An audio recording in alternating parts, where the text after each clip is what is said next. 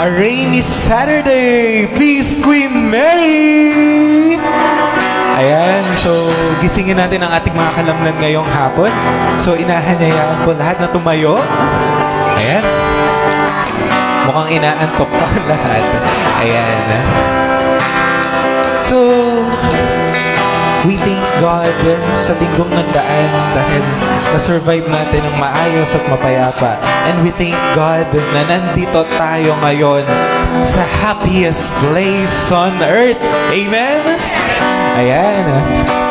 So, as I reflect on this song, which is somehow very nostalgic or very intrigued sa akin, which is sa mga nagdaang araw, talaga namang hindi may tatanggi na everyday may challenge si Lord sa atin. And everyday talagang susubukin niya yung faith natin sa Kanya. And all I can say is, you're right, Lord. Tama na. Babanggitin lang yung your will be done. It's because even though naguguluhan tayo sa maraming bagay, even though sobrang gulo ng paligid, lalo na sa nangyayari sa Philippines, which is alam natin yan, let's pray and hope, pray and pray even more na Lord, give us more wisdom. Give us more wisdom for us to understand kung ano ba ang kailangan naming gawin at maintindihan sa panahon na to. Lord, give us more wisdom sa panahong nahihirapan kami. Give us more wisdom sa work, sa school, even sa finance, even sa mga decision making, Lord. Kahit alam namin sa sarili namin nahihirapan kami sa pagde-decide kung ano ang dapat para sa buhay namin, sa pamilya namin, sa career namin, sa pag-aaral namin, sa lahat-lahat ng aspect, Lord. Give us more wisdom. And with that, Lord, kahit magulo, your will be done. Kahit hindi ko maintindihan kung anong purpose ko, hindi namin maintindihan kung ano ba ang will mo sa amin, yung task mo sa amin, Lord, your will be done. And for us to understand, Lord, give us more wisdom. For us to understand you and to see you sa lahat ng mga mukha sa paligid namin, Lord. Give us more wisdom. So as we worship and as we sing this song, I want you to feel His presence sa loob ng lugar na to. I want you to talk to Him na magulo ngayon, hindi namin may kakailayan. And with that, Lord, we are asking for more wisdom for us to understand everything, Lord. So let's sing.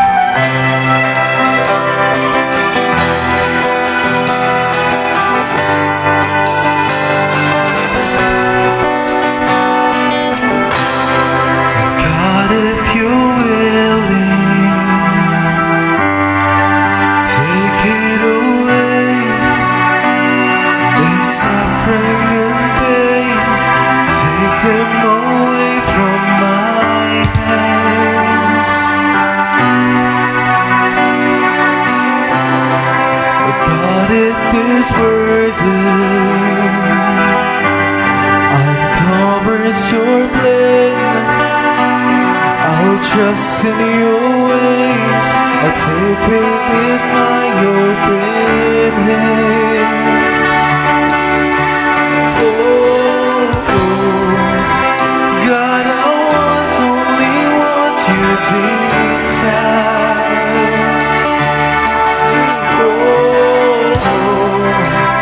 Not my will, your soul will be done.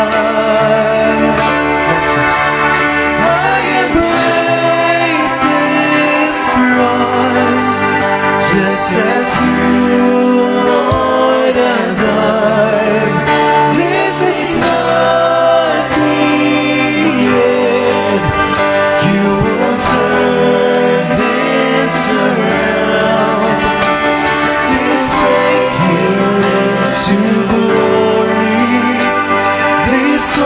into my grounds, for I know you'll overcome. Not my will, but your will be done.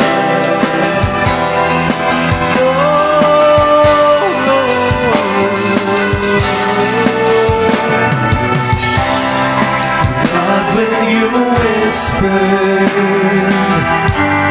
it's finished, it's done. My new life began. In you there is hope that I found. And oh, God, I want only what you desire. Oh, not my will, yours alone will be done. I embrace this cross, just as you, Lord, have done. This is nothing, it's nothing. You will turn this around. This breaking to glory, this goes into my grounds. Oh, my God, you'll overcome. Not my will, but your will be done. Listen, give us more wisdom for us to know you, for us to serve you, for us to see you. Lord, we need more wisdom. Lalo na sa magulong panahon ngayon. Help us more to understand everything. Help us more to see you, to feel you, to love you even more. That's it.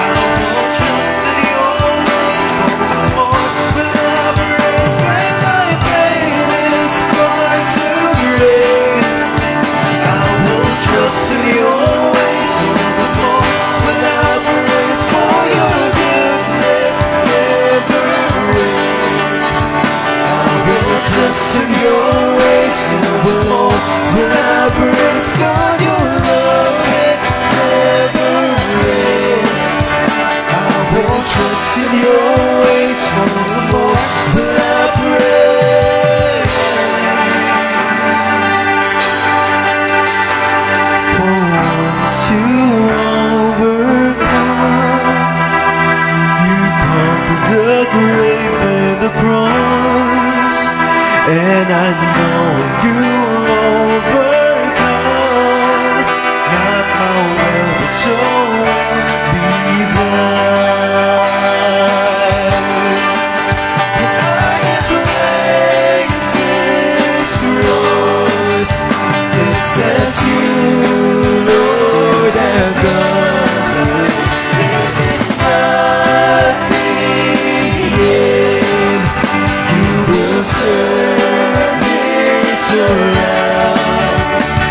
This breaking to glory, this goes into my grounds.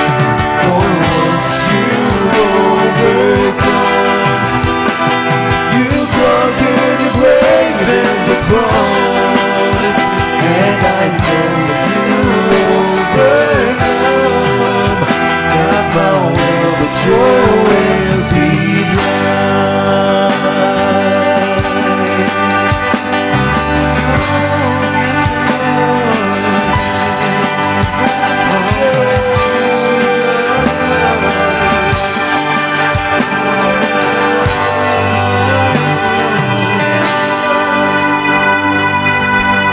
Praise Lord, praise Lord, hallelujah Lord. So as one community na nagmamahal sa ating Panginoon, at naglilingkod sa Kanya. Thank you. Thank you for everything, Lord. Because we believe we come here to see. We come here to feel you, Lord. And thank you, Lord, because we know that you are with us. And we're here today because we want you to come and see. Yes, Lord. If you're out there looking for the truth, and you're stuck with the lies in your head, if you're lost and so questioning everything around this love, you're waiting for you. If you're somehow willing to believe that there's good that could come out of this, if you're here but still questioning everything around this love, you're waiting for you. Say, come and see, come and see, come and see, come and see. This God is true, constant every day and night. His word is sure, you can leave the last behind. With your belief, He gave it all to bring you life. Come and see, love that's real, it's all you'll ever need. Come on, let's go. Sing it, Jesus. If your mind's already blown away, then just wait, you will see nothing yet. You will see greater things that's beyond imagination. This love here is waiting for you. Come and see, come and see, come and see, come and see. This God is true, constant every day and night. His word is sure, you can live the last behind. With your belief, He gave it all to bring you life. Come and see, love that's real, it's all you'll ever need. Sing it, Jesus. Give your hands to the Lord. Come and see. Can you feel it? Love for real. There's more where this is coming from. Come and see. Can you hear it? Love is here. Get ready for a miracle. Say, come and see. Can you feel it? Love for real. There's more where this is coming from. Come and see. Can you hear it? Love is real. Get ready for a miracle. This God is true, constant every day and night. His word is sure, you can leave the last behind. With your belief, He gave it all to bring you life. Come and see, love that's real. This God is true, constant every day and night. His word is sure, you can leave the last behind. With your belief, He gave it all to bring you life. Come and see, love that's real, it's all you'll ever need.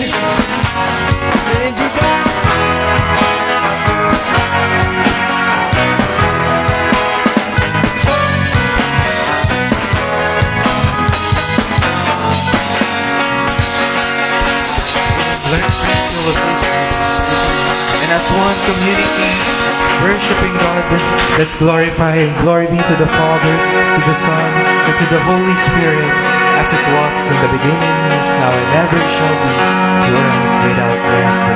Amen. Amen. Amen. Amen. palakpakan nun natin ang ating Panginoon. Alam niyo yung naalala ko dito sa kanta na to, Kabensi. Nung tinawag ni Jesus yung mga gustong sumunod sa Kanya, anong sinabi niya? Sinabi ba niya na, halimbawa, Hazel, gusto mong malaman kung ano ang buhay na kasama ako? Sabi niya, makinig ka? Hindi. Ano sabi ng ating Panginoong Jesucristo? Come and see. Di ba? Come and see. So mga kapatid, magandang hapon ho sa inyong lahat. Magandang hapon. Pati naman natin yung ating mga katabi. Woo! Magandang hapon. Yan. Matraffic ho ba sa Morong? Yung mga na-traffic ba kayo sa Morong? Okay. So, we are going, hindi ko napapatagalin. We're going to continue our series on the good life. And talk na tayo ngayon? Number 9. Entitled, Relationships Need God's Wisdom. Sabihin nyo nga po sa katabi nyo, wisdom. Yan, okay. So before we proceed, Nobina to God's Love muna tayo. Itaas nyo yung mga Nobina to God's Love ninyo at yung mga pangarap sa Panginoon. Sabay-sabay tayo. In the name of the Father, of the Son, of the Holy Spirit. Amen. Today, I receive all of God's love for me.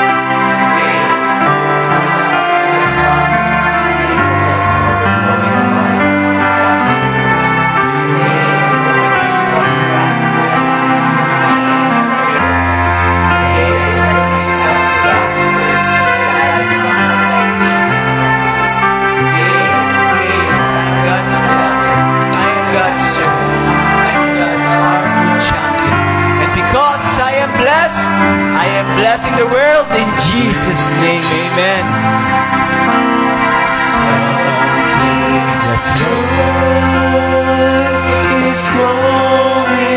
Listen to your children. Here, narito ulit silang lahat, Panginoon.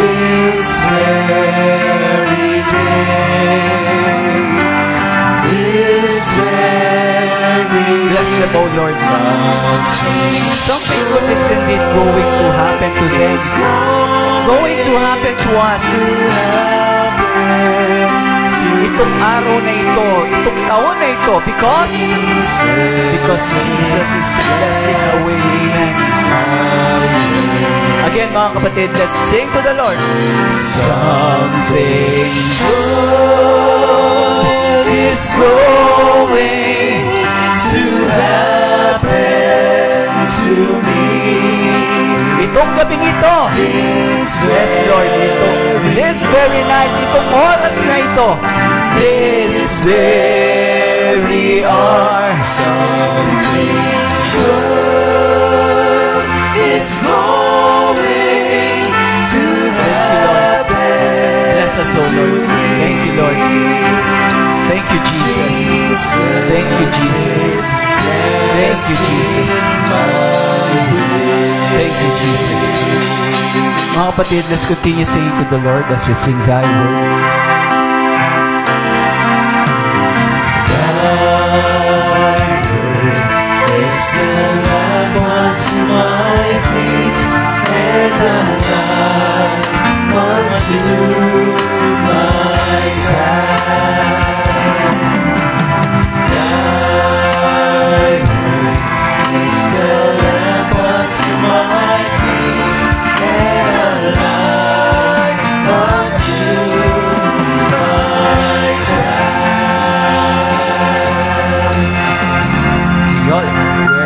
You can all sit. Minute.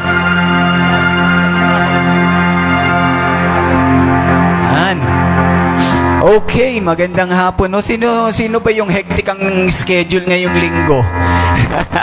Marami bang mga hectic ang schedule ngayong linggo? Naku, kahit nagkakasakit, hindi maka-absent. Yan, sige, salamat.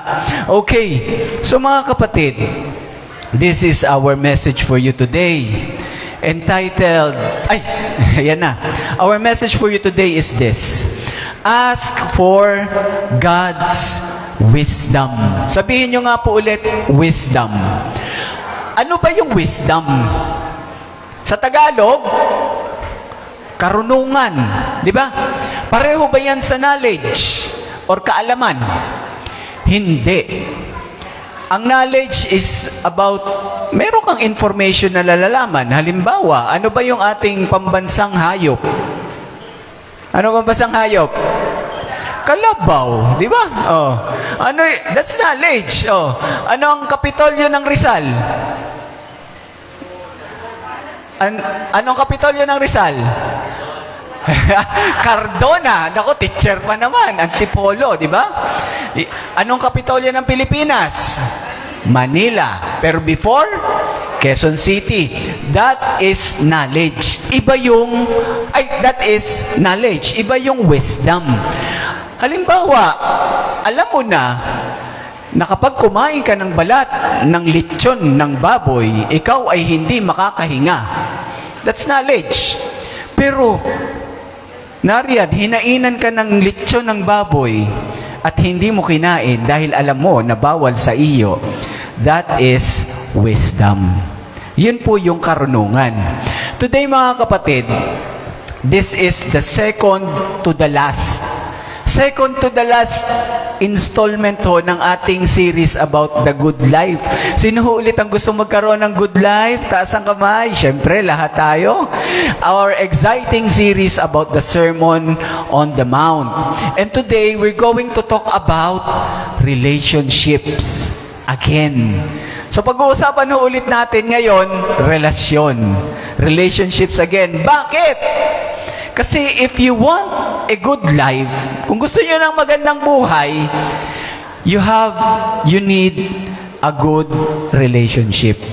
Kung gusto mo ng magandang buhay, dapat meron kang magandang relasyon. Mga kapatid, without happy relationships, you cannot be happy. Tama ho ba ako? Hindi yan masosolve ng mga pa-travel mo abroad, pabili-bili mo ng magagarang sasakyan, sandamakmak na karaming pera. Hindi yan mabibili. If you want to have a happy life, you have to have a happy relationship. Tingnan nyo na lang ho yung nangyayari sa mundo. Naku, pagdarsal po natin yung mangyayari bukas, na sana'y maging mapayapa. Pero, many relationships ngayon, kalamidad. Calamities, many families, dysfunctional ang mga pamilya. Maraming marriages, dying or namamatay na yung kanilang pagsasama. Many parents, hindi nila alam paano maging magulang. Alam nila magulang sila, pero hindi nila alam paano maging magulang. And maraming mga anak nauulit kung ano yung mali na nagawa ng kanilang magulang noon. Nauulit na nagagawa pa rin ng kanilang mga anak ngayon. Maraming mga magkakapater. May mga kapater pa po ba kayo ngayon? Maraming magkakapater. Parang hindi na magkakakilala. Di ba? Parang hindi na magkakakilala. Pag nagkita, parang hindi talaga nagpapansinan. And many people, ewan ko lang po, maraming mga tao, walang mga close friends. Hindi kagaya ng isa kong anak, halos lahat best friends.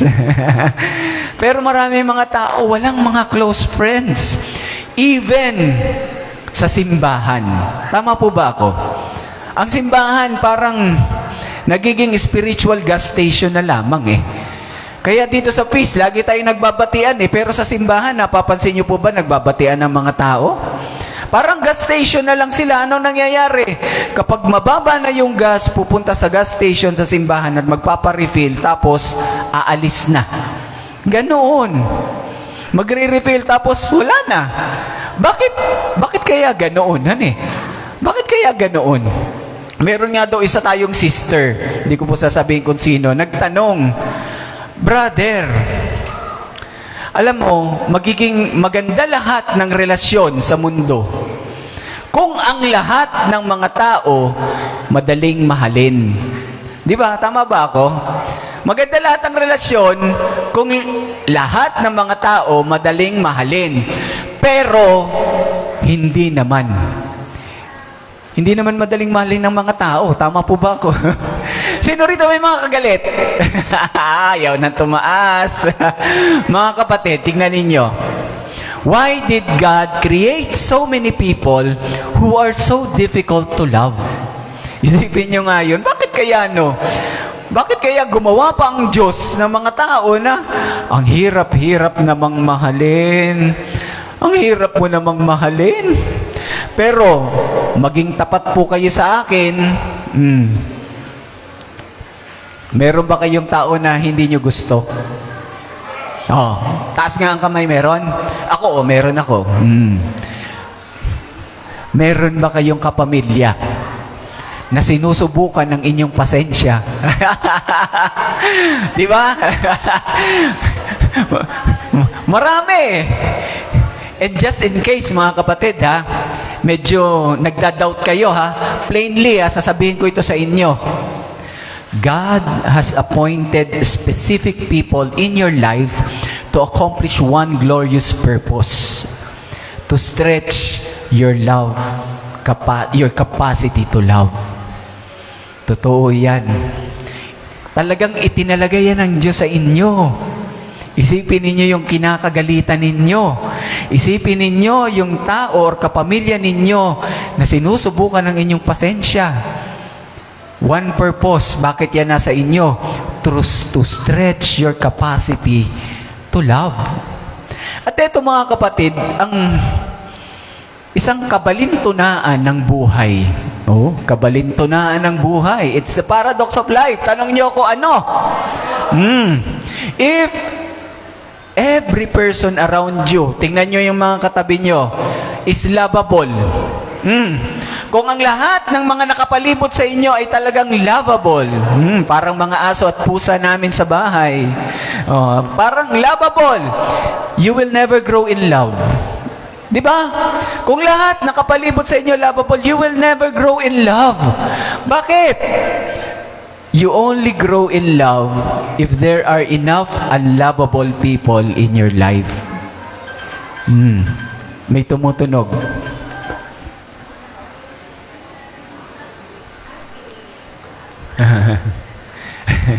So,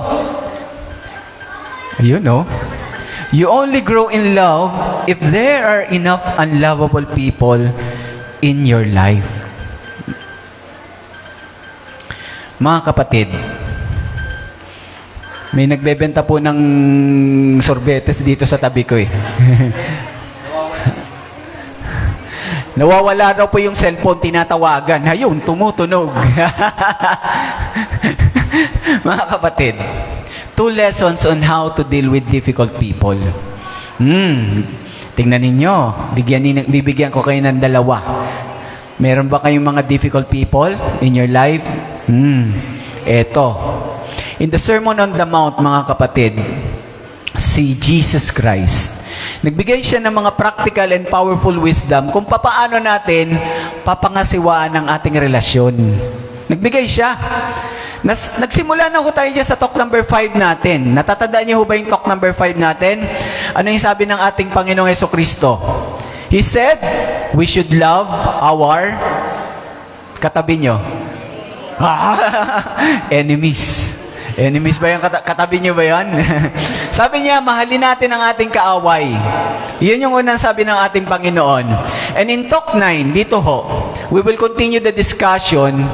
And Jesus, si Jesus po, ang ating Panginoon Jesucristo, goes direct to the point.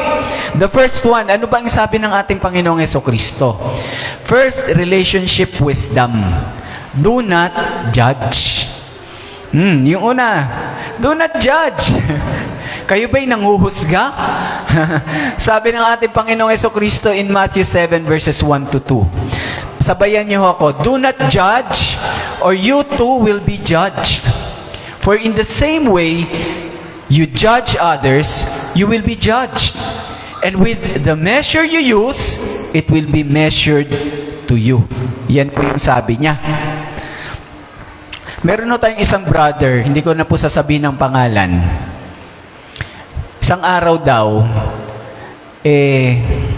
para siyang naging moral religious police. Ano yun?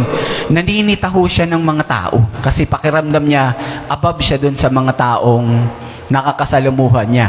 Papaano? Naka-attend siya ng Life in the Spirit Seminar. So, LSS. Naka-attend siya. Bata pa ho siya noon. Live in the Spirit Seminar. And in that moment, sa pakiramdam nitong ating brother, na-meet niya si Jesus in a personal way. Sa totoo lang po, bata pa siya noon. Naibigay niya yung buhay sa ating Panginoong Jesucristo at talagang yung kanyang spiritual, yung spirit niya, talagang napakataas ang level. Nung bumalik siya sa kanyang school after nung LSS, pakiramdam niya sa kanyang mga kaklase, superior siya sa kanila. Kasi siya, spiritual. Yung mga kaklase daw niya, mga makamundo. Makamundo. Siya, spiritual. Mababa ang tingin niya dun sa kanyang mga kaklase. Kasi, bakit? Tingnan nyo. Siya daw, uma-attend ng prayer meetings. Yung mga kaklase niya, pagdating ng hapon, nagiinuman. Tapos, kung halimbawa, siya, uma-attend madalas ng retreats. Ang mga kaklase niya, late night parties ang pinupuntahan. So talagang mataas yung tingin niya. Ay, sige po, hindi ko na itatago kung sino ito. Si Brother Mike Vinyas. Isa po nating feast builder. Nag-share po siya. So, yun po. And parang naging judgmental na yung attitude niya sa ibang tao. Nakaranas na ho ba kayo ng ganun? Sino na ho nakatid ng LSS? Marami na tayo. At marami pa po kaming hihikayatin. Naramdaman niyo ba yun na parang above kayo sa iba? Parang iba yung tao eh. Kayo mga makamundo, kami hindi. Mataas sa kami. Ganun ang naramdaman ni Brother Mike. And nagbago lang yun noong na-attend siya sa feast. Nagbago daw ho yun. Because, sabi ni Brother Mike, natutunan niya ng ating Panginoon, malaki ang puso dun sa mga lost, least, and the last. Malaki ang puso niya dun. Parang hindi niya tinitingnan yung mga nawawala or naliligaw na mababa. In fact, mahal na mahal ng Diyos itong mga tao na ito. Hindi niya ito iniiwasan. Hindi na iniiwasan. In fact, sinusundo pa nga niya eh. And ang ating Panginoon, hindi nakikita kung ano yung kasamaan ng mga tao. Lahat ng tao, kahit gaano kasama, maniwala po kayo sa akin, o ewan ko, talaga mag-a-agree kayo, kahit gaano kasama ng tao, meron pa rin niyang kabutihan sa kanya. Tama ho ba? Hindi nakikita ng Diyos yung kasamaan. Ang nakikita yung kabutihan. Slowly, si Brother Mike, na-realize niya, binabago na ng Diyos yung kanyang puso. He was humbled, sa totoo lamang po. And, na-realize niya, hindi pala siya spiritual at all. Mga kapatid, warning, your earnest quest to grow in your relationship with God is a beautiful thing. Sa totoo lang. But, that same quest can result in ugly pride, which will harm your relationship with others. Yung pagsundo mo, pagsunod mo sa ating Panginoon, maganda yan. Pero parang nagkakaroon ka ng spiritual pride na dumadating ang punto na nakakasakit ka na ng iyong kapwa. Nung sinabi ng ating Panginoong Jesucristo, do not judge. Ano ba ang ibig sabihin niyan? Tanggapin mo na lang yung lahat ng tao as good people. Yun ba yung ibig sabihin ng ating Panginoon? Pero sasabihin mo, brother, ang daming kasamaan sa mundo. Paano ko poprotektahan ang sarili ko sa mga nagsisinungaling? Marami kayong napapanood na ganyan ngayon. Sa mga nagsisinungaling, sa mga nandaraya, sa mga nagnanakaw. Diba? Wala po akong pinapatamaan. Hindi ko pa po alam ang totoo. Pero paano ko po protektahan yung sarili ko? Diba? Sa mga taong ganyan. Kung sabi ng Panginoon, do not judge. Lahat ba sila titingnan ko mabuti? What if one day, ganito, habang ikaw ay namamalingke, saan po kayo namamalingke? Riyan po ba sa Morong?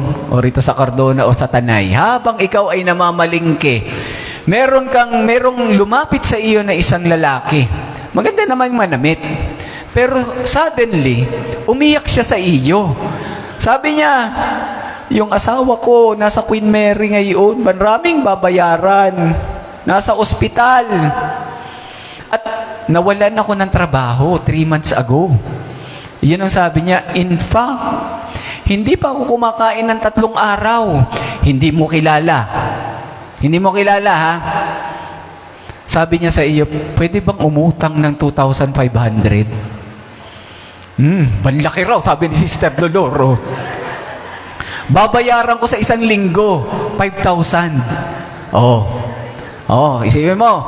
Sabi niya, yung asawa niya, lubog sila sa utang dahil malaki ang babayaran sa ospital. 3 buwan na siyang hindi nakakapagtrabaho. 3 araw siyang hindi nakakakain. Yun po yung mga signs.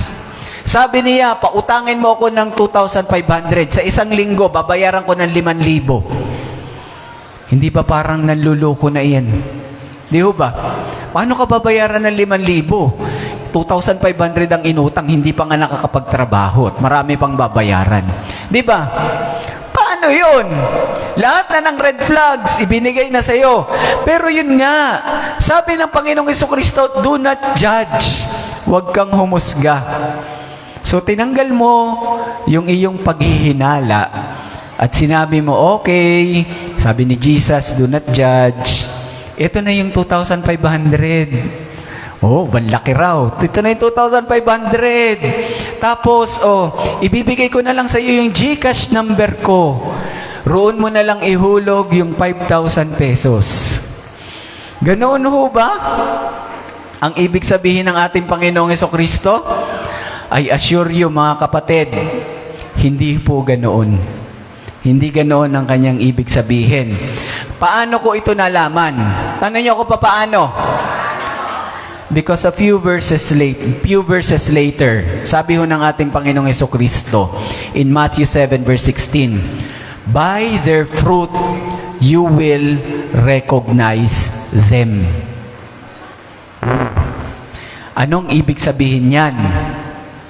Jesus does not want us to condemn people, but He wants us to discern their character so you can take appropriate action. Sabihin nyo nga po, condemn.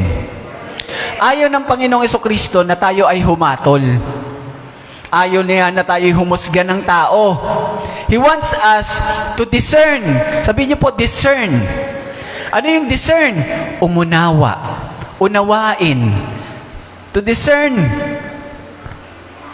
their character. Unawain ang kanilang karakter. So you can take appropriate action. Discernment, mga kapatid, is the only way we can protect ourselves from people who do bad things. Yung pag-unawa natin kung ano yung ugali, yung karakter ng tao, yun yung paraan para maprotektahan natin yung ating sarili sa mga tao na gustong gumawa ng masama sa atin. This is the basic skill na dapat maituro natin sa ating mga anak. Kasi, sa totoo lamang po, tayo po'y nabubuhay sa medyo nakakatakot, di ba? Medyo nakakatakot ang mundo. Marami dito nakabihis ng maayos, pero masama pala ang gusto sa atin. Maganda yung ipinapakita, pero hindi pala maganda ang gustong gawin sa atin. We cannot trust everyone. Hindi natin pwedeng pagkatiwalaan ang lahat ng tao. So yes, mga kapatid, the better translation of what Jesus was saying, don't condemn people. Huwag kang humusga ng tao. Ito yun, because we don't have the authority to condemn anyone. Wala tayong authority na humatol or humusga ng tao. Yan ay gawain yan, ay authority niyan sa Diyos lang. It's from this teaching that we at the feast, dito sa feast, pansinin niyo ho, we welcome everyone. Di ba? Lahat dito welcome. So, kung meron ditong alam ninyo na medyo masama yung pinanggagalingan, we still welcome them. We still welcome them. We journey with broken people towards healing. Kasi lahat yan may maganda pa rin patutunguhan. Ano yung isang natutunan natin? We have accepted the truth that hindi natin kayang baguhin ang lahat. Hindi natin kayang baguhin ang lahat. Only Jesus can do that. Our job, anong ating trabaho? Mahalin ang tao. Our job is to love people. As is, where is, kung ano man ho sila. Alam nyo, meron tayong isang builder din na-share lang ito sa akin.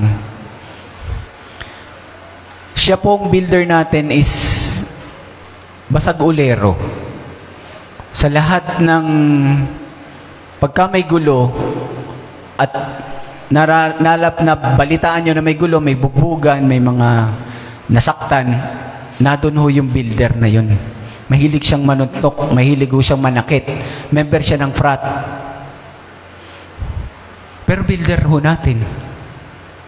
Isang araw, ito kailangan kong i-share sa inyo Parang may religious person ho siyang kausap. Hindi sila magkasundo. Yung builder po natin, bigla na lang umiyak. Umiyak ho siya. Ngayon napatanong yung religious person sa kanya, bakit ka umiiyak? Sabi ng builder, brother, alam mo ba kung ano yung aking pinanggalingan? Itong pagtatalo natin ngayon, galit na ako, malamang bugbog ka na sa akin. Pero dahil sa feast, hindi ko yan magawa. Binago ng Diyos yung builder natin. Only Jesus can do that. And because of the feast, naramdaman niya yung pagmamahal ng Diyos. Di ba? That's our job. Amen? Amen. So mga kapatid, let's read our key passage again.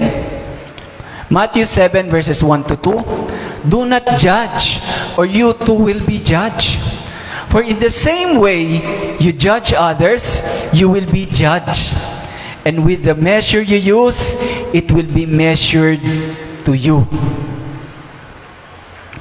Condemning others, or yung paghatol, has a very serious and eternal consequence.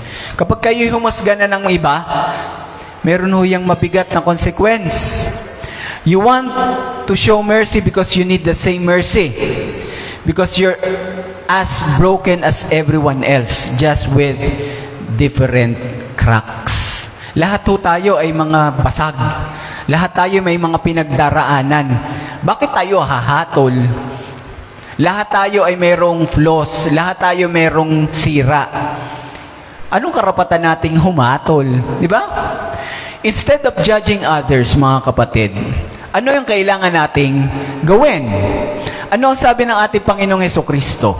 Ito, Matthew 7 verse 3 to 5. And why worry about a speck in your friend's eye when you have a log in your own? How can you think of saying to your friend, let me help you get rid of that speck in your eye, when you can't see past the log in your own eye? Hypocrite, first get rid of the log in your own eye, then you will see well enough to deal with the speck in your friend's eye. Bago ka pumansin ng iba, tingnan mo muna yung dungi sa iyo. Kapag napansin mo na yung sa iyo at natawala na, then you can deal with your friend's speck in the eye. Why do we judge easily? Tataka ba kayo? Bakit ang bilis-bilis nating humatol? Kayo ba'y humahatol or humuhusga sa kapwa? Alam ko po, ano ba yung mga karakteristik natin rito sa Cardona at Morong? Tayo raw ay mapa? Oh, hindi ako nagsabi niyan. Tayo ay mapa? Mga sistidor. Why do we judge easily? Yung iba, kaya yung iba ayaw kumanta kasi naniniste. Mga sistidor. Why do we judge easily? Because we lack self-awareness. Tayo yung nagiging sistidor, tayo nagiging mapanghusga kasi hindi natin kilala yung ating sarili. Parang ganito, sino mahilig mag-gym ho rito? May nag-gym daw ho tayong brother eh. Pagpasok sa gym, parang mabaho. Amoy siya ng amoy. Baho. Tapos, so nagwo-workout siya, inaamoy niya yung katabi niya. Mabaho eh. Ito kaya, hindi eh. May pumunta sa kabila, mabaho pa rin eh. Hindi eh. Kaso, paglabas niya ng gym, mabaho pa rin. Sinalaang ang naroon. Yung pala, yung ramit niya yung mabaho. Yung ramit niya yung mabaho. Mga kapatid, ang katotohanan, we humans have the tendency to exaggerate the faults of others. Di ba? While minimizing our own failings. Pinalalaki natin yung kamalian ng iba. Lalo na sa chismis. Pag-uusapan iyan. Pero yung sa ating pagkakamali ay hindi natin inilalabas or itinatago. Di ba? If you refuse to own your own character flaws, yung inyong sariling kamalian, sigurado, tayo yung pinakang mababa, pinakang worst na nga eh, person to point out the character flaws of others. Kung hindi natin inaangkon na tayo may pagkakamali, ay kung ikaw ipapansin ng iba ay mali yun, lalong mali yun. Because likely, judgmental na tayo. Masyadong tayong arrogante and offensive. Anong kailangan natin? Kailangan natin ng daily examination of conscience. Ayan. Daily examination of conscience. Araw-araw, i-examine ninyo yung sarili ninyo. Kayo ba nagiging mapaghusga na or nagiging masyado ng mapagmataas? Instead of judging others, mga kapatid, grow in self-awareness. Tingnan ninyo yung inyong sarili. Lahat tayo, may mga blind spots. May mga hindi nakikitang kamalian sa sarili natin. Ang ating trabaho dyan, tanggalin po yan. Yung mga blind spots na yan. So every time that you find yourself judging others, kapag gigil na gigil ka ng humusga ng iba, gigil na gigil ka ng maniste, gigil na gigil ka na, talaga, gusto ko ng maniste. That is a signal, mga kapatid, na tingnan mo yung iyong sarili. Baka may mabaho na sa iyo na kailangang ayusin. Diba? Gigil na gigil yun ako po. Baka ikaw yun. When we confront our own failure first, we will become more compassionate. Totoo lamang po. When we're able to admit our blind spots, we become capable of dealing with blind spots of others with mercy. Meron ng awa, merong habag. Ngayon, ito ho yung susunod. Instead of judging others, grow in self-awareness. Ito yung susunod. Second, relationship wisdom. Don't throw pearls to pigs. Huwag ka daw magbabato ng perlas sa mga baboy. This time, mga kapatid, gumamit ang ating Panginoong Jesucristo ng talinhaga. Tingnan niyo po. Sabi sa Matthew 6 verse 7, "Do not give what is holy to dogs, and don't throw your pearls in front of pigs, so they don't trample them with their feet, and turning around, they will tear you apart." Gumamit ang ating Panginoong Jesucristo ng talinhaga. Noong panahon ng ating Panginoong Jesucristo, ancient Jewish culture, mga kapatid, yung mga aso, sino may mga aso sa bahay? Yung mga aso, hindi yan yung man's best friend noong panahon nila. At yung lechon, yung mga lechon, hindi yan yung highlight ng mga parties noong panahon nila. Yung mga aso at yung mga baboy, ang tingin nila, maruruming hayop. Maruruming hayop. Associated yan sa kamatayan and impurity. Noong panahon ng ating Panginoong Jesucristo. Ngayon, ano yung pearls na sinasabi ho dito? What are pearls? During the time of Jesus, mga kapatid, religious scholars ho, Sinasabi nila na yung pearls o yung perlas, yan daw ho yung karunungan ng Torah. Wisdom of the Torah. Yan yung karunungan. And those are pearls. Ayan. So Jesus was saying, don't share God's wisdom to people who won't appreciate it.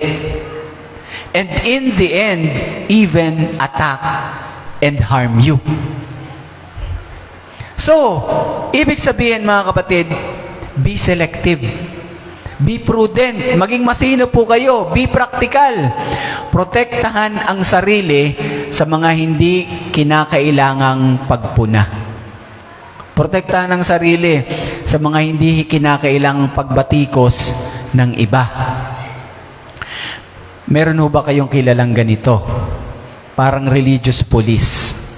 Na parang naniniwala siya na inappoint siya ng ating Panginoon na sitahin ang mga tao na hindi sumusunod sa batas ng Diyos. Meron ba kayong kilalang ganyan? Halimbawa, gumagamit pa ng mga Bible verses. Halimbawa, kapag nakakita ng naninigarilyo, sasabihin niya, brother, sister, alam mo ba kung anong pinupulyot mo? Pinupulyot mo ang templo ng Diyos. O kaya, kapag nakakita ng nagsasama na hindi kasal, sinasabi sa kanila, alam niyo bang kayo namumuhay sa kasalanan?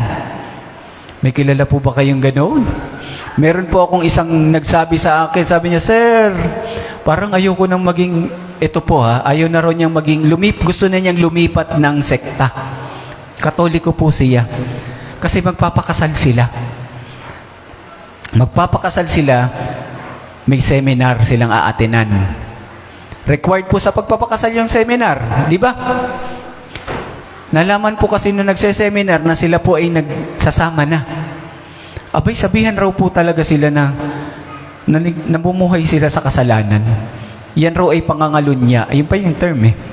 Parang ang sama-sama daw nilang pakiramdam nila. Kaya nga kami magpapakasal. Meron pa kayong nakakita na sasabihin nakakita ng babaeng maigsi ang shorts, as in short shorts. Sasabihin, oy, kapag ikaw, alam mo bang yung ginagawa mo ay nagdudulot yan ng kasalanan sa ibang tao. Mas mabuti pang sabi sa Bible, mas mabuti pang bitinan sa liig ng isang gilingang bato at itapon sa dagat. When asked, nung tinanong yung ating sister, bakit daw ginagawa niya yon? Sabi niya, ay di ba natatandaan mo anong ginawa ng ating Panginoong Hesukristo doon sa templo? Noong itinapon niya yung mga paninda doon sa templo. Yun yung ginagawa ko. Nung nagalit ang ating Panginoong Hesukristo dahil ang daming mga nagtitinda dyan, pinagtatapon, yun ang ginagawa ko. Mga kapatid, natutunan naman ho natin. Anong natutunan natin about that? Hindi galit ang ating Panginoong Hesukristo doon sa mga regular sinners. Saan siya galit? Doon sa mga religious leaders na nakikipagsabwatan doon sa mga nagtitinda doon sa templo para mabilhan at sila ang kumita. Di ba? When Jesus know them, ano yung ginawa ng ating Panginoon Jesucristo? Di ba ang ginawa pa nga ng Panginoon sa lahat ng mga nagkakasala? Nakikain pa siya sa kanila, sumama pa sa bahay, nakisalamuha sa kanila. Kaya nga sabi ng mga Pariseyo, parang si Jesus ay isang gluton, matakaw at isang manginginom. Here's my realization, mga kapatid. We must discern, unawain, when to show God's love by speaking and when to show God's love by not speaking. Dapat maalaman natin yan. Kailan natin pwedeng ipakita ang pagmamahal ng Diyos sa pamamagitan ng pagsasalita or pagtahimik. Nasubukan nyo na ho ba yun? Kahit anong paliwanag ninyo, hindi rin naman kayo naiintindihan. You have to know, we must discern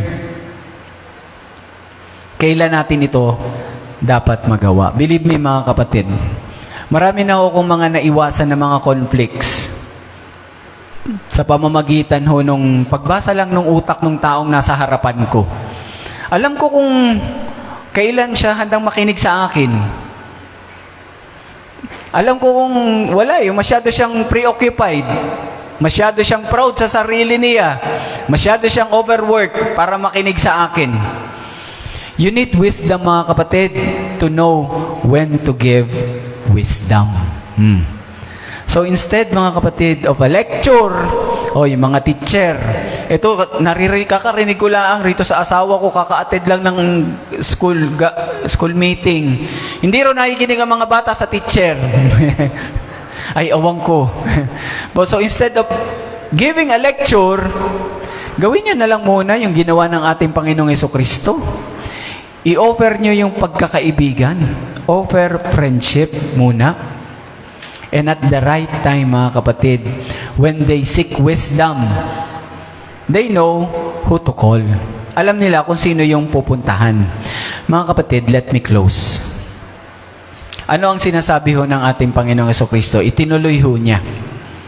Matthew 7, verses 7 to 8. Sabi niya, ask, sabayan nyo nga po ako, ask, and it will be given to you. Seek, and you will find. Knock, and the door will be opened to you. For everyone who asks, receives. The one who seeks, finds. And to the one who knocks, the door will be opened. Ginagamit po yan natin lagi, di ba? This is a very encouraging verse. Ginagamit natin yan lalos lahat sa ating mga dasal. Whether we are praying for a new car, or kaya magandang buhay, magandang bahay, magandang trabaho, ito lagi yung ating madalas idinadasal. Mga kapatid, in the original context of this passage, Jesus was telling us to ask for wisdom, to seek for wisdom, and to knock for wisdom for our relationships. Ang original context ho nung passage na yon, hihiling ka lang, humiling ka ng karunungan. Hahanap ka rin lang, ang hanapin mo, karunungan. Kakatok ka na rin lang, kumatok ka para sa karunungan. For our relationships, sa ating pakikisalamuha sa kapwa. Kasi yung ating relasyon, sa totoo lang po, ay talagang confusing. We need God's wisdom. Ang hirap namang talagang makipagsalamuha sa iba't ibang klase ng tao, di ba? We need God's wisdom. We need God's wisdom on how to love a difficult family member.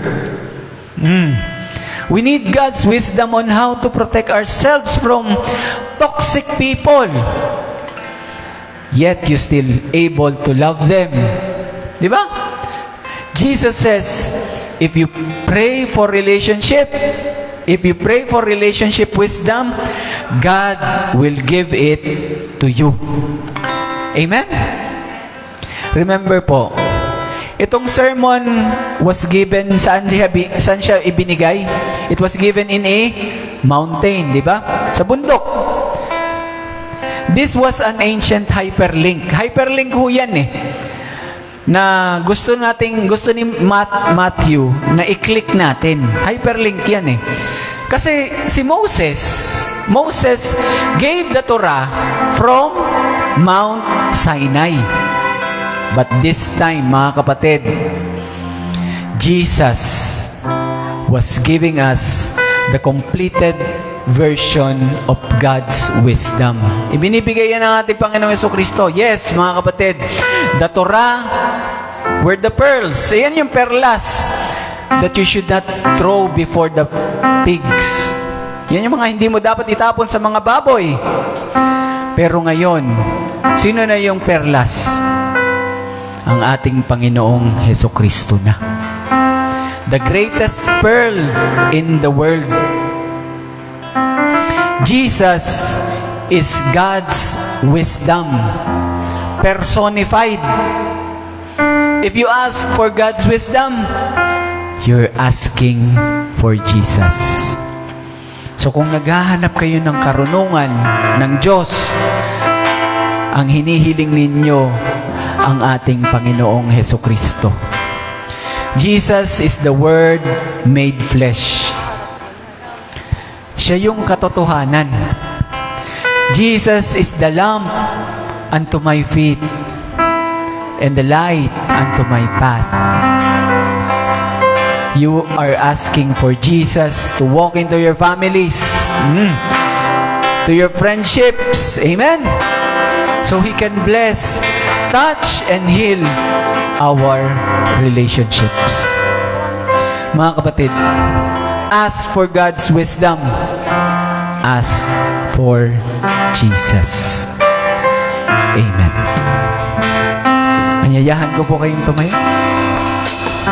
And let's pray to God in the name of the Father, of the Son, of the Holy Spirit.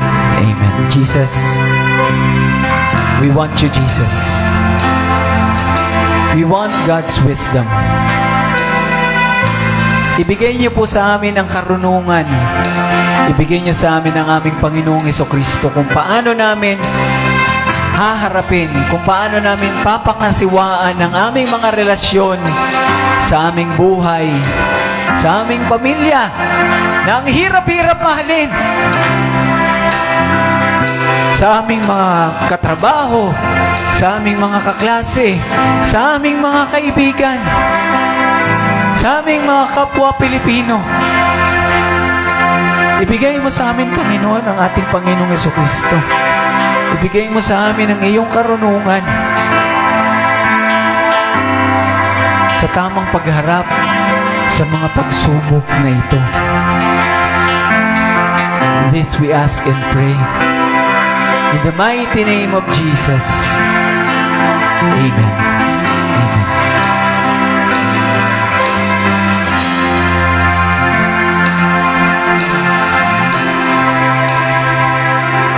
How can you look at me with love?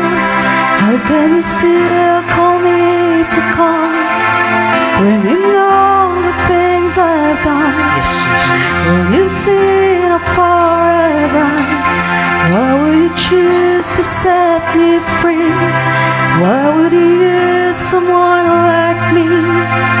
When you know of all my shame, still you call me by my name. For in my weakness I am strong and held by grace. So when you call with response, I want to lay into your hands. I bring my heart into your heart. I give my life out of the dark. You bring your light, oh, for your glory. I lay down my life, nothing less. Yes, would be fit. Yes, my King, nothing less but my everything. Yes, Jesus. We thank you, Lord, for all that you've done in us, for always being at our sides in the ups and in the downs of life, Lord. Lord, there are many moments of our lives that we thought that we don't know what to do. Lord, ang daming pagkakataon na halos hindi na po namin alam ang gagawin namin sa mga nangyayari sa amin. Lord, today, you give us a powerful message. Lord, today you give us wisdom. Lord, today you give us Jesus. May it be our anthem of our longing. That it is not the typical wisdom we ask, but it is Jesus that we ask every single moment of our lives, Lord. In every moment of our lives, Lord, it is the wisdom that it is Jesus who can only help us. It is Jesus who can always be with us every single moment, Lord. Lord, sa mga pagkakataon that we almost lost everything, Lord, even our own self, Father, remind us, Father, that the real wisdom is from you, and that is Jesus.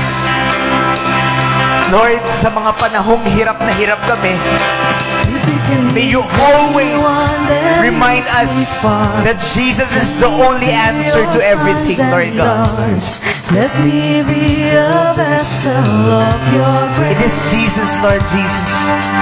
If you can call anyone, then Use us, Lord. What you Use us, want Lord, is every my day. desire. Make me a reflection of your face. Yes, Jesus. If you can use anyone, then Use us, Lord. send me to your Use our brokenness, Lord God, to be a wisdom as well to other people, Lord God. Lord, gamitin mo yung hirap na pinagdaanan namin. Yung miss, Lord, gawin mong mensahe para sa iba. Let our failure be a triumph for others, Lord God. Let our worry, Lord, turn into worship, Lord God. Use us, Lord. It is only you who can use us. It is only you, oh God, who can give us Jesus. Give us, Lord God. Heal us, Lord God. We're lifting it up to you, Lord. Be our wisdom every day. Lahat ng mga hirap namin, Lord, lahat ng wino-worry namin, Lord, we're lifting it up to you, Lord. Lord, we're lifting to you the board exam for our teachers tomorrow. We're lifting it up to you, Lord. Lord, we're lifting to you our sickness, our healing, Lord. We're lifting it up to you. The relationship of our families, Lord, we're lifting them up to you, Lord God. Every single day, Lord, we're lifting it up to you. Kahit mahirap, Panginoon, ibinibigay namin sa iyo, Lord Jesus. Lord, dahil tinuturuan mo kami lagi na hindi lang dapat kami umasa, dapat maging pag-asa din kami sa iba, Lord.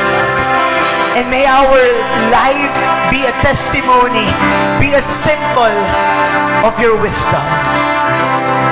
Because Jesus, Lord God, you gave Jesus to us because you want us to live the life that you want us. You give Jesus to us, Lord, so that we can also be Jesus to everyone.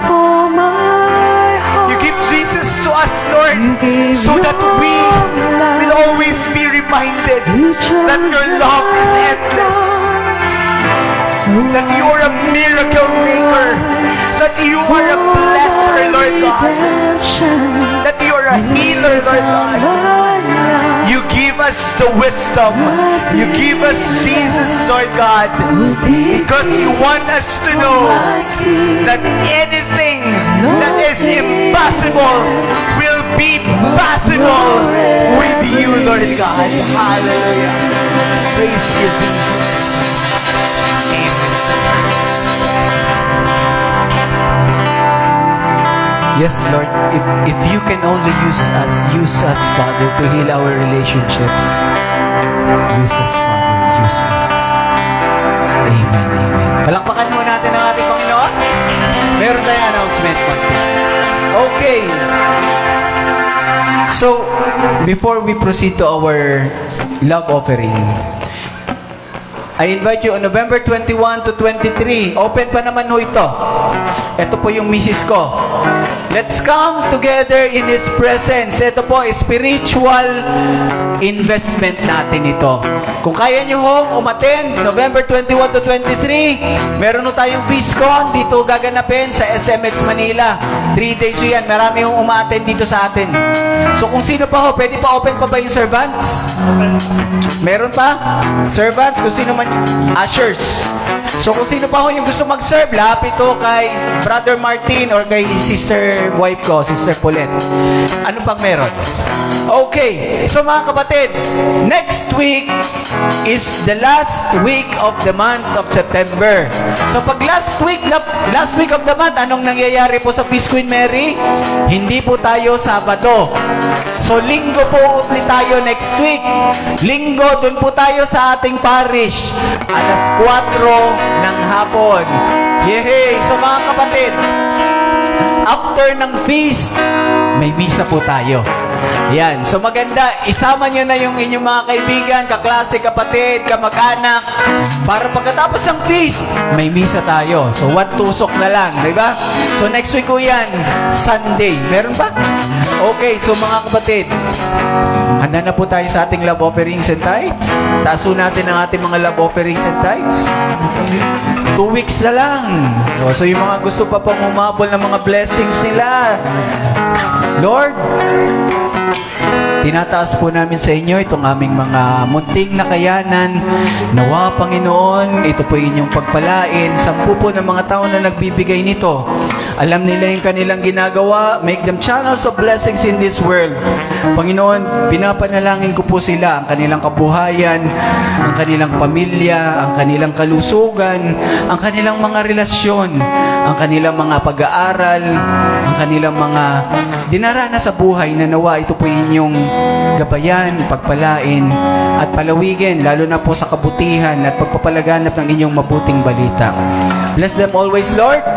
This we ask and pray in the mighty name of Jesus. Amen. So mga kapatid, with a very cheerful heart, let's have our love offering. Come and see. Come and see. Come and see. Love for real. Yeah.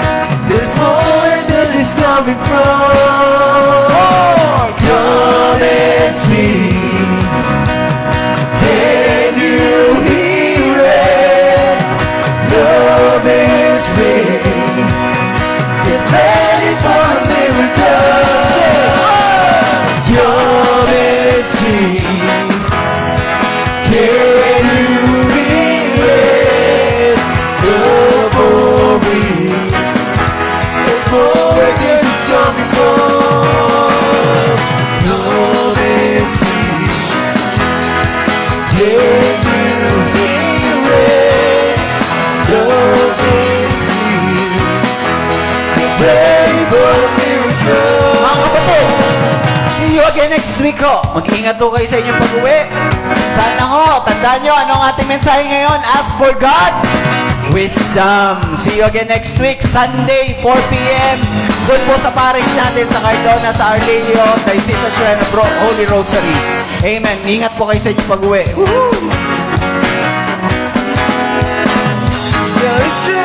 Yours and every day and night. This word is true. You can leave the last behind. When you believe, you gave it all to pay your life. Love is real. Love is real. This God is true. Yours and every day and night. This word is true. You can leave the last behind. When you believe, you gave it all to pay your life. Love is real. Love is real. That's all you ever need.